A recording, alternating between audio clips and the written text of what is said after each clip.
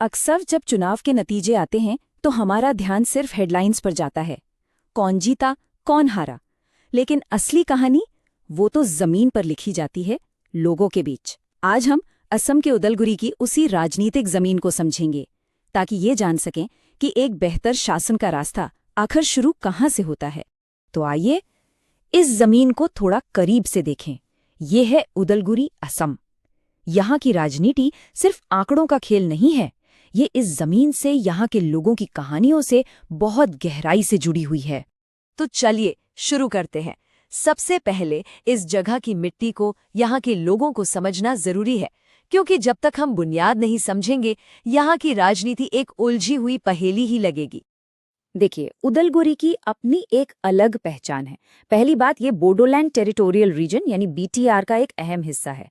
दूसरी, ये seat scheduled tribes यानी एसटी के लिए रिजर्व्ड है। ज्यादातर इलाका ग्रामीण है, जंगल है, चाय के बागान है, और ये मंगलदोई लोकसभा सीट के अंदर आता है। अब आते हैं उस चीज पर जो यहाँ की राजनीति को सबसे ज्यादा चलाती है। वो है यहाँ का सामाजिक ताना बाना। मोटा मोटा देखें तो लगभग 32% बोडो है, 23% के आसपास आदिवासी समुदाय और करीब 12% बंगाली मुस्लिम्स। इनके अलावा असमिया हिंदू और दूसरे लोग भी हैं।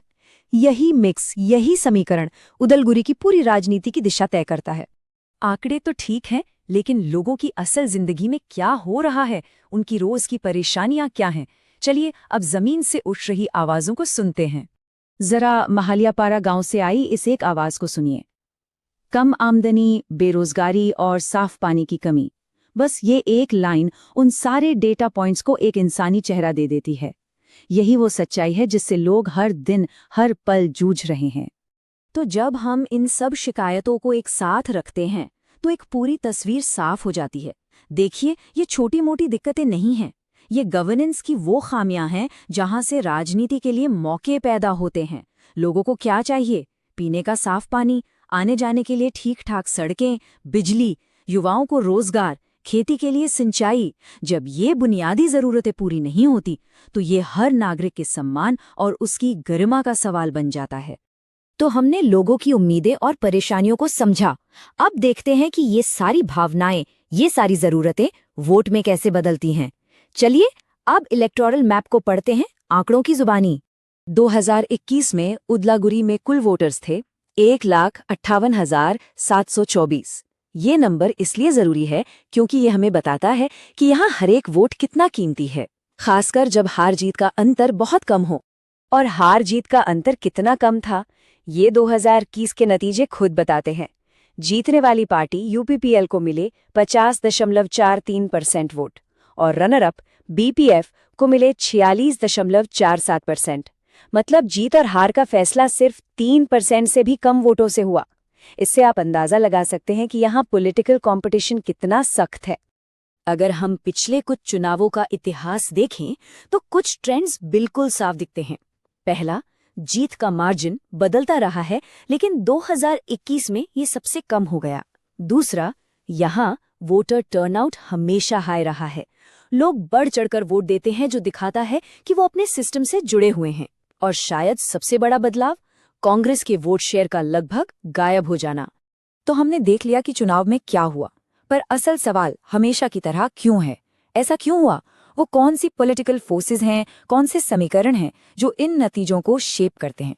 चलिए अब इसकी गहराई में उतरते हैं। उदलगुरी की राजनीति को समझने के लिए इस बुनियादी दरार को समझना सबसे जरूरी है। एक तरफ है बोडो हित, जिन पर यूपीपीएल और बीपीएफ जैसी पार्टियां फोकस करती हैं।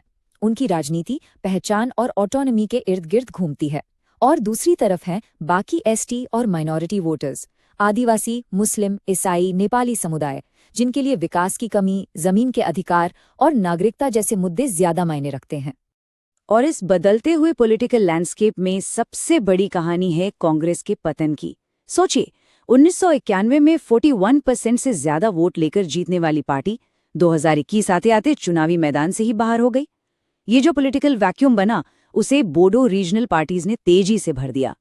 और यहाँ एक और दिलचस्प बात है, गठबंधन की राजनीति। यहाँ न कोई स्थायी दोस्त है, न कोई स्थायी दुश्मन। जैसे चुनाव के बाद बीपीपी का बीजेपी सरकार को समर्थन दे देना, ये साफ बताता है कि यहाँ वफादारी टैक्टिकल है, परमानेंट नहीं। मतलब स्ट्रैटेजी उसूलों से ज्यादा जरूरी हो जाती है।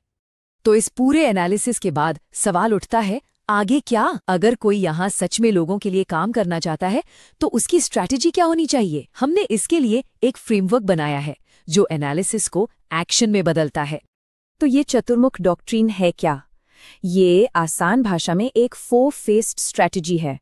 ये इस बात को पक्का करती है कि राजनीति के चारों स्तंभ लोग, मुद्दे, संगठन और विपक्ष एक लाइन में एक ही दिशा में काम करें, ताकि राजनीति सिर्फ चुनाव जीतने तक सीमित न रह जाए। इसके 4 चेहरे या 4 कदम हैं। पहला, एथनो कल्चरल डायनामिक्स। लोगों की पहचान, उनकी संस्कृति को समझो और उसका आदर करो। दूसरा, इश्यू एजेंडा। उनके असली मुद्दों और शिकायतों पर फोकस करो। तीसरा, ऑर्गेनाइजेशनल आउटरीच। इन मुद्दों को सुलझाने के लिए एक मजबूत जमीनी संगठन तैयार करो। और चौथा, अपोजिशन लैंडस्केप। अपने विपक्ष की ताकत को समझो और उसका सामना करने की तैयारी रखो। अब इस स्ट्रैटेजी को जमीन पर उतारने के लिए कैसा नेता चाहिए? क्योंकि ये सफर सिर्फ स्ट्रैटेजी बनाने का नहीं है, बल्कि उसे सेवा में तब्दील करने का है। तो इस इलाके के लिए एक आदर्श नेता कैसा होगा? कोई ऐसा जिसकी जड़ें इस मिट्टी से जुड़ी हों, जो लोगों की जबान बोलता हो, बोडो भी, असमी भी, जिसकी छवि साफ हो, जिसकी लोग इज्जत करें। उसे एसटी समुदाय के बुनियादी मुद्दों, जमीन, विकास की गहरी समझ हो, और सबसे जरूरी, उसमें सबको साथ लेकर चलने की काबिलियत हो। एक जिम्मेदार नेता वही है जो लोगों की निजी जानकारी का सम्मान करे और हमेशा उनकी सहमति से ही काम करे। और यही इस पूरे विश्लेषण का निचोड़ है।